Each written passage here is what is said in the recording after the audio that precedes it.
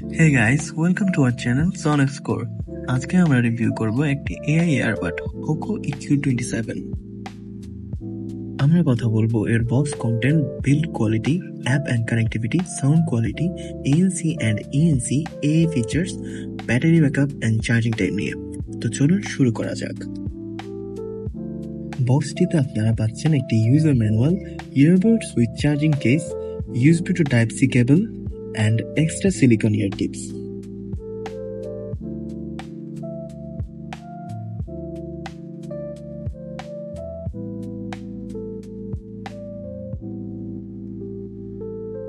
Earbuds and charging case both are made of ABS material. Charging case টি দেখতে metal মনে হলেও এটি প্লাস্টিক বডি and এটার ওয়েট খুবই কম। সিঙ্গেল ইয়ারবাডের weight 3.7 gram and total weight with charging case is 45.3 gram. বাডগুলো কানে ভালোভাবেই ফিট হয়, সো পড়ে যাওয়ার কোনো ভয় নেই। এয়ারবাডটি ব্লুটুথের সাথে কানেক্ট করে নর্মাল ইউজ করতে পারবেন, তবে প্রপারলি সব ফিচার্সগুলো ইউজ করতে পোকো মিউজিক অ্যাপটি ইনস্টল করতে হবে। অ্যাপটিতে ক্লিক করে এয়ারবাড ওপেন করলে এমন একটি ইন্টারফেস শো করবে, দেন বাডটি কানেক্ট করে নেবেন।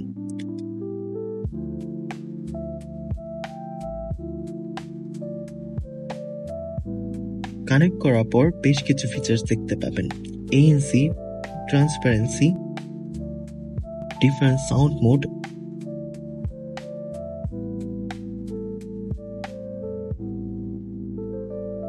অ্যান্ড টাচ কাস্টমাইজ করার অপশনও রয়েছে।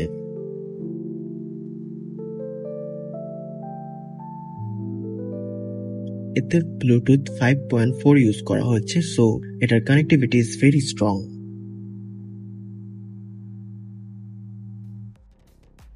The most important part, sound quality. এর সাউন্ড যথেষ্ট লাউড এন্ড ক্লিয়ার। মিউজিশিয়ানরা ভালো একটা ফিডব্যাক পাবেন এয়ারবাডটি থেকে। ইনডোরে লোয়েস্ট ভলিউমেও ভালো সাউন্ড আসে এন্ড আউটডোরে 40 to 50% volume is enough. Calling এর ক্ষেত্রেও এয়ারবাড হিসেবে এটি ক্লিয়ার সাউন্ড প্রোভাইড করে থাকে। এয়ারবাডটি ইউজ করার সময় আমি একটু ল্যাটেন্সি পেয়েছি, সো গেমিং এ একটু প্রবলেম হতে পারে, otherwise sound quality is good. এটার ANC ভালোভাবেই কাজ করে, আশেপাশে সব আনওয়ান্টেড নয়েজ রিমুভ করে অ্যান্ড লাউড নয়েজ গুলো রিডিউস করে দেয়। মিউজিক প্লে করলে বাইরের কোনো সাউন্ডই শোনা যায় না, তবে এয়ার ফ্লো বেশি হলে বাতাসের নয়েজটা কানে আসে। এটার ENCও ভালোভাবেই ওয়ার্ক করে। কলিং এ একটু লাউডলি কথা বলতে হয় যদি ইনডোরে থাকেন, তবে আউটডোরে নর্মাল ভয়েসেই ক্লিয়ার শোনা যায়।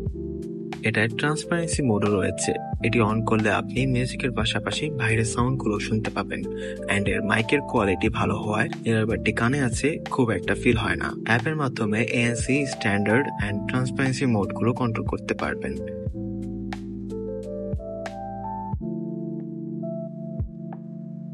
তাছাড়া বাডে লং প্রেস করেও মোড চেঞ্জ করা যায়। অ্যাপের মাধ্যমে এর AI ফিচার্সগুলো ইউজ করা যাবে। এর মধ্যে রয়েছে ট্রান্সলেশন মোড, ফ্রি টক, ভয়েস নোট ইত্যাদি।